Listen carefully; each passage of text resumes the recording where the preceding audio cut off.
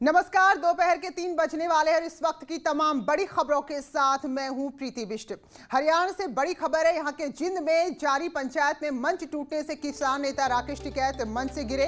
हल्की चोट उनको लगी है। तो जो यहां पर किसानों की बड़ी बैठक चल रही थी, कुछ बड़ी महापंचायत चल रही थी, इस दौरान मंच टूट गया और मंच में क्योंकि राकेश टिकैत कई किसानों के साथ मौजूद थे तो इसमें वो हल्के रूप से जख्मी हुए हैं। और ये तस्वीरें देखिए, सीधी तस्वीरें हैं। भीड़ बहुत ज्यादा शायद मंच पर हो गई थी, क्षमता से ज्यादा भीड़ हो गई थी जिस पर यह घटना हुई है। हमारे सहयोगी रवि मिश्रा हमारे साथ जुड़े हैं। रवि, क्या स्थिति है? जी बिल्कुल, आपको बता दूं कि जो जिंद में आज महापंचायत होनी थी और वहां पे भारी संख्या में किसान जत्थेबंदी और आसपास तमाम जिले से भारी संख्या में जो ग्रामीण लोग हैं वो जुटे हैं और राकेश टिकैत वहां भाषण दे रहे थे और भाषण के दौरान उनका जो मंच है वो टूट गया।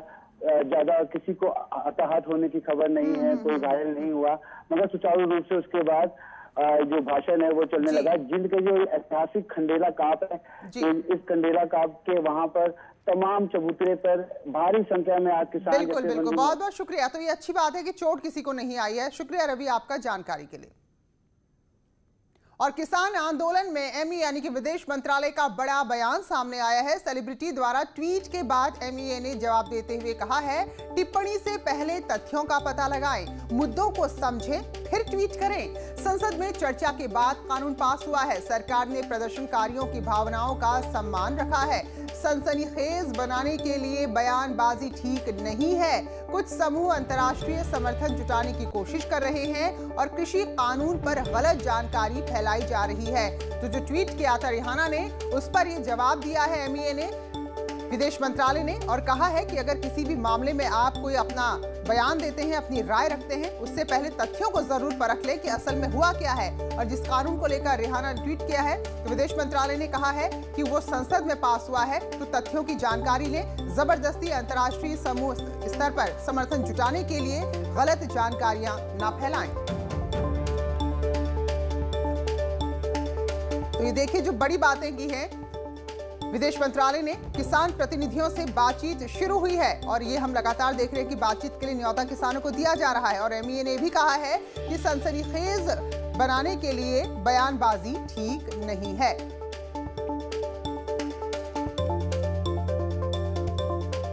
तो हुआ क्या ऐसा अंतर्राष्ट्रीय स्तर पर? रिहाना ने ऐसा क्या करा, वो आपको बताते हैं। तो इंटरनेशनल पॉप स्टार है रिहाना, जिन्होंने किसान आंदोलन को लेकर ट्वीट किया और ट्वीट में लिखा कि हम इस बारे में बात क्यों नहीं कर रहे हैं, हैशटैग किसान आंदोलन। इसके साथ ही उन्होंने प्रदर्शन स्थल पर इंटरनेट बंद करने की आलोचना की है। तो जब ये ट्वीट रिहाना का आया तो ऐसे में हमारे विदेश मंत्रालय की तरफ से भी उसका जवाब देते हुए कहा गया कि अगर आपको कोई बात करनी है, कम से कम उससे पहले तथ्यों को तो जान लें, उसके बाद ही अपनी राय रखें।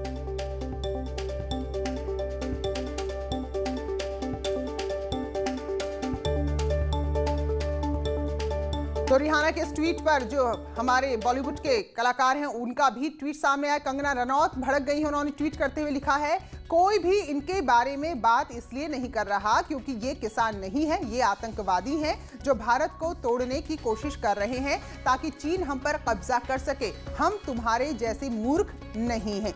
ये ट्वीट है कंगना रनौत का रिहाना के ट्वीट के बाद, जिसमें वो कह रही हैं कि आखिर कोई इस आंदोलन के बारे में बात क्यों नहीं कर रहा है।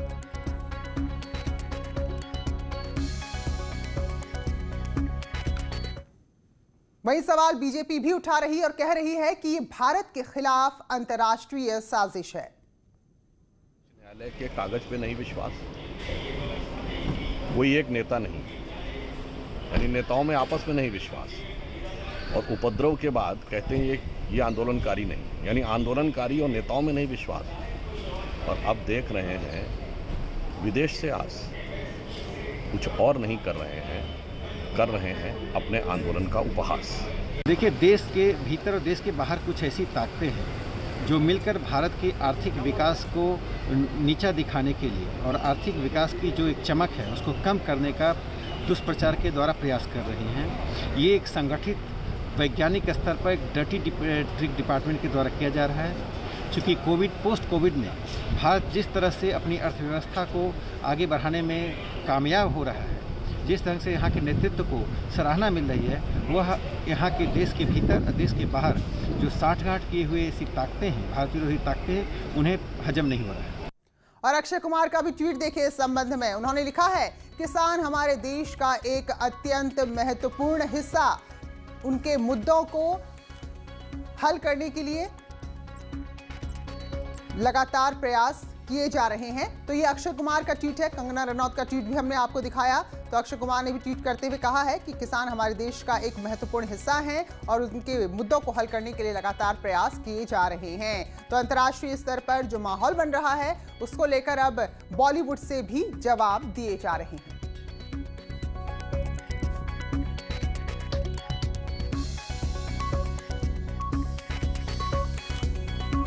तो अक्षय कुमार जिन्होंने रिहाना के इस ट्वीट पर जवाब देते हुए बताया, जिसमें रिहाना का कहना है कि आखिर क्यों नहीं इस तरफ किसी का ध्यान नहीं जा रहा, कि क्यों नहीं हम इस बारे में बात करें। यानी कि उनका कहना है कि जो भारत में किसानों की समस्या, कोई इस पर बात नहीं कर रहा है, जबकि हम सब जानते हैं कि लगातार सरकार की तरफ से बातचीत के लिए बुलाया गया, 1 दौर की, 2 दौर की और लगातार ये वार्ताएं चलती रही। तो फिलहाल जब अंतर्राष्ट्रीय स्तर की एक कलाकार ने ट्वीट किया तो बॉलीवुड से भी उसके ट्वीट पर लगातार जवाब आए हैं। कंगना रनौत ने भी कहा इसलिए ध्यान नहीं दे रहे क्योंकि यहाँ जो लोग बैठे हैं वो किसान नहीं है। वहीं अक्षय कुमार ने भी ट्वीट करते हुए कहा है कि किसान हमारे देश का अत्यंत महत्वपूर्ण हिस्सा हैं और उनके मुद्दों को हल करने के प्रयास किए जा रहे हैं। तो फिल्म जगत के लोगों ने भी ये बयान दिया है। वहीं बीजेपी कह रही है कि अंतर्राष्ट्रीय स्तर पर ये साजिश है और अंतर्राष्ट्रीय स्तर पर देश को बदनाम करने की कोशिश है। और हमारे विदेश मंत्रालय ने तो काफी कड़े शब्दों में कहा कि अगर आपको अपनी कोई बात रखनी, कम से कम तथ्यों को तो परख लें, तथ्यों को तो जान लें, उसके बाद ही अपनी बात रखें।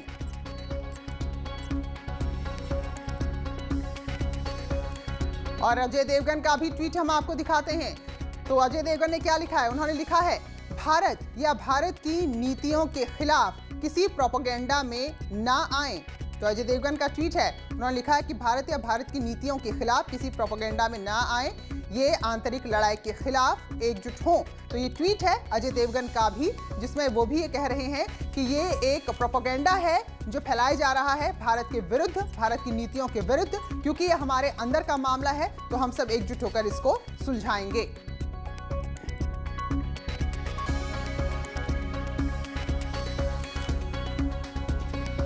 और कांग्रेस के नेता रणदीप सुरजेवाला क्या कुछ कह रहे हैं, उनका ट्वीट भी आप जरा देखिए। Because autocracy has trumped democracy. तो वो यहाँ पर कह रहे हैं कि जो ऑटोक्रेसी है, जो एक तानाशाही है, उसने लोकशाही को एक तरह से ओवरशैडो कर लिया है और निरंकुशता अब लोकतंत्र में यहाँ पर दिखाई दे रही है। तो ये रणदीप सुरजेवाला का ट्वीट है। वहीं कांग्रेस नेता राहुल गांधी की बात करें तो सीधे सीधे तो नहीं, लेकिन उन्होंने परोक्ष रूप से प्रधानमंत्री का अपमान जरूर किया है। राहुल गांधी ने ट्वीट करके कहा है कि दुनिया के इतने सारे तानाशाहों का नाम एम से क्यों शुरू होता है, मार्कोस, मुसोलिन, मिलोशेविच, मुबारक, मोबुतू और मुशर्रफ। तो ये नाम उन्होंने दिए हैं जो म से शुरू हैं और वो कह रहे हैं कि आखिर ऐसा क्यों है कि दुनिया के जो तानाशाह हैं उनका नाम एम से शुरू होता है। तो यहाँ राहुल के इस बयान का और एम से शुरू हो रहे नामों के जिक्र का क्या मतलब है, किस पर निशाना है, ये साफ समझ में आ रहा है। और वहीं राहुल गांधी के इस बयान पर पलटवार करते हुए बीजेपी नेता शाहनवाज हुसैन ने कहा है कि राहुल गांधी ऐसे घटिया बयान दे रहे हैं जिसके लिए उन्हें देश से तत्काल तुरंत माफी मांगनी चाहिए। क्या बोल रहे हैं राहुल गांधी? मोहनदास करमचंद गांधी, मोतीलाल नेहरू जी, मदन मोहन मालवीय जी, उनके पार्टी में मुख्यमंत्री रहे मोतीलाल वोरा जी, एक से एक देश ने नाम नेता दिए हैं। उनके लिए अगर मैं नाम गिनाऊं बहुत से हैं। ऐसे मौ से जिनका नाम है, एम से नाम है, उनको सब डिक्टेटर हुए। क्या कह रहे हैं राहुल गांधी? ये तो मोतीलाल नेहरू और मोहनदास करमचंद गांधी, मदन मोहन मालवीय सबका अपमान कर रहे हैं। ये देश उनकी इस भाषा को अस्वीकार करता है, उनको माफ़ी मांगनी चाहिए इस तरह की भाषा।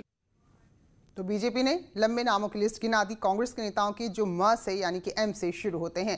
बहरहाल विपक्षी दल कांग्रेस के इस ट्वीट का, राहुल गांधी के इस ट्वीट का समर्थन कर रहे हैं और कांग्रेस ने कहा है कि अगर एम नाम से किसी को दिक्कत है तो ये उनकी परेशानी है, जबकि समाजवादी पार्टी ने सरकार पर तानाशाह रवैया अपनाने का आरोप लगाया है।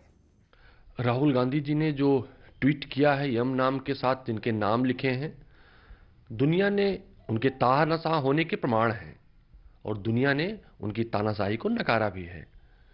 अगर आज हमारे देश की लोकतांत्रिक व्यवस्था में, जो कि भारत दुनिया का सबसे बड़ा लोकतंत्र है, अगर इस नाम के साथ किसी कनेक्शन लेकर कोई दिक्कत होती है तो उनकी अपनी प्रॉब्लम है, ना कांग्रेस पार्टी की है, ना राहुल गांधी जी की है। नाम की बात इतनी महत्वपूर्ण नहीं है, उससे ज़्यादा महत्वपूर्ण ये है कि जिस तरीके से उत्तर प्रदेश के किसानों को, नौजवानों को, गरीबों को सरकार लाठी के दम पर दमन करने का काम कर रही है, वो विश्व की सारी तानाशाहियों को पीछे छोड़ देता है। जिस तरह अपने नागरिकों से युद्ध जैसी स्थिति पैदा कर दी है और देश के अंदर विकास से लेके और रोजगार के सारे काम खत्म करके केवल गरीब मजदूर लोगों से लड़ने का काम सरकार कर रही है, ये बहुत ही तानाशाहीपूर्ण है और बर्दाश्त करने योग्य नहीं है। और बड़ी खबर लखनऊ से आ रही है और ये बड़ी खबर है मुख्य सूचना आयुक्त को लेकर। 2 नामों पर चर्चा हुई है, जिसमें पहला नाम है पूर्व आईपीएस भावेश कुमार और दूसरा नाम है रिटायर्ड जज अनिल कुमार। तो इन 2 नामों पर चर्चा हो रही है और अगर इन 2 नाम में भी हम देखें तो भावेश कुमार का नाम दौड़ में आगे नजर आ रहा है। तो बहरहाल अब देखेंगे कि किसका नाम फाइनल होता है। भावेश कुमार का नाम रेस में आगे है और राजभवन ने फाइल भेज दी गई है। तो बहुत सारे नामों की चर्चा थी, लेकिन अब 2 नाम उभर कर सामने आ रहे हैं। तो काफी समय से सूचना आयुक्त का पद जो है राज्य में वो खाली चल रहा है और अब जल्द ही इन 2 नामों में से कोई एक नाम राज्य का सूचना आयुक्त बन जाएगा। लेकिन दौड़ में हम बता रहे हैं आपको आईपीएस भावेश कुमार का नाम आगे चल रहा है। हालांकि रिटायर्ड जज अनिल कुमार भी अपनी दौड़ में उपस्थिति दिखा रहे हैं।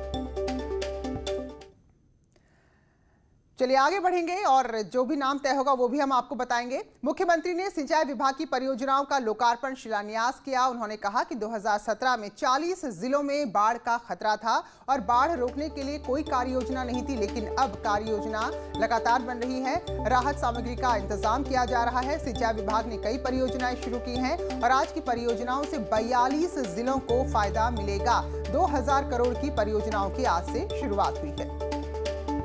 2017 में जब प्रदेश में हमारी सरकार बनी थी तो 40 जनपद ऐसे थे जो बाढ़ के लिए अति संवेदनशील और संवेदनशील माने जाते थे,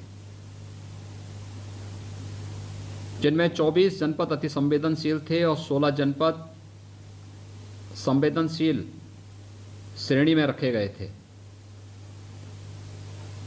बाढ़ प्रभावित क्षेत्रों में पहले ही वर्ष मुझे दौरा करने का अवसर प्राप्त हुआ था। राहत सामग्री के रूप में कोई भी पुख्ता व्यवस्था नहीं थी। बाढ़ बचाव के लिए क्या कार्य योजना है इसका कहीं अता पता नहीं था। और आज मुझे प्रसन्नता है कि प्रदेश की जनता को बाढ़ जैसी प्राकृतिक आपदा से बचाव करने के लिए राज्य सरकार ने समय से अस्थायी समिति की बैठकों को संपन्न करना, इसके लिए विस्तृत कार्य योजना को न केवल बनाना बल्कि उसे लागू करना और पूरी जवाबदेही के साथ जो कार्य संपन्न हुए, आज उसका परिणाम है कि इस वर्ष 146 परियोजनाओं का लोकार्पण का कार्यक्रम हम संपन्न कर रहे हैं और 170 नई परियोजनाओं का शिलान्यास का कार्य यहां पे प्रारंभ हो रहा है। और राज्य को साफ सुथरा और स्वच्छ बनाने के लिए योगी सरकार एक और नया कदम और बड़ा कदम उठाने जा रही है। अब अगर किसी ने गाड़ी से थूका तो ऐसे लोगों को 1000 रुपए का जुर्माना देना पड़ सकता है। जल्दी इसको लेकर कैबिनेट में बिल लाया जाएगा। तो गाड़ी से थूकने पर जुर्माना होगा। अमूमन हम देखते हैं जो लोग बस में, कार में, गाड़ी में जा रहे हैं तो बाहर थूकते हैं और बड़ी शान से थूकते हैं, और लेकिन वो ये नहीं जानते कि इससे कितनी गंदगी, कितनी बीमारियां फैल रही हैं। लेकिन अब आगे ऐसा नहीं कर पाएंगे और अगर किया तो 1000 का जुर्माना उनको लग सकता है। तो राज्य को स्वच्छ और स्वस्थ बनाने की दिशा में एक और बड़ा कदम जो सिंगापुर की तर्ज पर यहां पर जल्द ही उठाया जाएगा। और योगी सरकार गंगा एक्सप्रेसवे का विस्तार करने जा रही है। हरिद्वार से वाराणसी तक गंगा एक्सप्रेसवे को बढ़ाने की तैयारी है। योगी सरकार गंगा विस्तार का प्रस्ताव भी तैयार करने में जुटी हुई है। मुख्यमंत्री प्रस्ताव तैयार करने के निर्देश पहले ही दे चुके हैं। तो विंध्य क्षेत्र के कई जिलों को भी अब गंगा एक्सप्रेसवे से जोड़ा जाएगा। गंगा एक्सप्रेसवे वाराणसी, मिर्जापुर, भदोही समेत कई जिलों की आसान पहुंच करेगा और गंगा एक्सप्रेसवे को प्रयागराज से बढ़ाकर वाराणसी और मेरठ से बढ़ाकर हरिद्वार तक करने की तैयारी है। यानी कि वो महत्वपूर्ण स्थल जहां गंगा नदी में लोग आचमन के लिए आते हैं, पूजा पाठ के लिए आते हैं, तो जहां जहां से गंगा गुजर रही है तो वहां तक इस एक्सप्रेसवे को पहुंचाने की तैयारी है।